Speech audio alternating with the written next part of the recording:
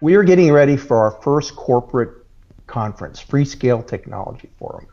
And my manager was one of the content committee members. And he had to miss one of the meetings and he asked me to sit in. That was a mistake. So we were getting ready to move to 90 nanometer technology, and my customers were having trouble with quarter micron. And I'm like, this is scary stuff. So I started, when there was a lull in the conversation, we need signal integrity training. We have a responsibility to our customers. We already messed them over with HCMOS, and we need to do something. So they went, okay, smart Alec, you get an hour, put together a panel of experts, and we'll start with that. And I'm like, okay. Like, so I'm sitting there, all right, I really stepped in at this time and said, what do I got to do? And so I started calling authors of the books that I bought to make me look smart. So I had Howard Johnson's books and Henry Ott's books and all these great things sitting on my shelf. Unfortunately, that same week that we had planned to have our conference, there was the annual international conference in Cambridge or in the UK. So all of these big guns were all going there. Oh. And so they at least took my calls because I'm from Freescale. You know? Right. And so I finally got to Ralph Morrison's book that I had bought, Grounding and Shielding, and left a message, and he called me back and he said, who are you and why are you calling me? And I said, well, we have this conference and I really like you to be one of my speakers.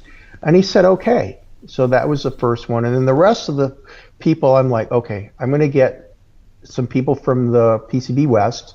So I got Rick and a couple other of the instructors from there that agreed to be part of it.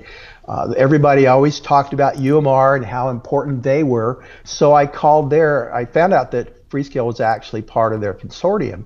So I ended up getting couple of the professors from UMR to come, and then one of my friends was the chief technology officer from X2Y capacitors, and then I found that Lee Hill, who was another one of was a consultant, was a graduate of UMR. So I had the whole gamut. I had Ralph starting as the physics guy talking about science, and then I had a couple of the people from PCB West talking about design, and then the testing was the UMR guys, and then finally finished up with the X2Y guy. By the time they got done, Ralph was so mad he couldn't sit still. He was jumping up and down going, they've got it wrong, that's not how it works. And I'm like really afraid something's going to happen because he was already in his early 80s at this point in time.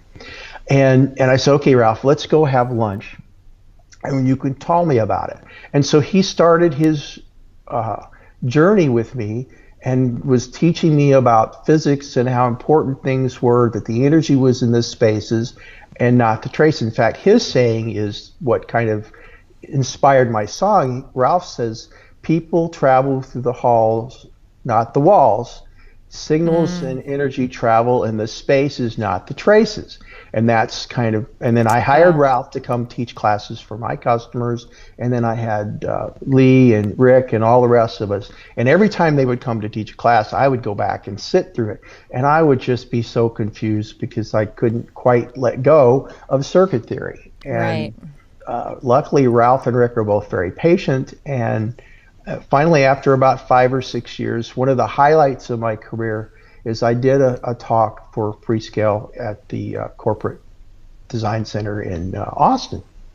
And there were some of my peers, application engineers and design engineers, and Ralph and I were there to try to pitch something to our technology office. But he sat through my talk and he walked up after it, and I'm like, okay, here it comes. And he said, Dan, I think you finally got it. And that was like the crowning moment of my career. And that's cool. Once he was there, and then I just continued to apply the idea of spaces and managing the spaces based on the geometry of the switches, and it's proved to be extremely successful.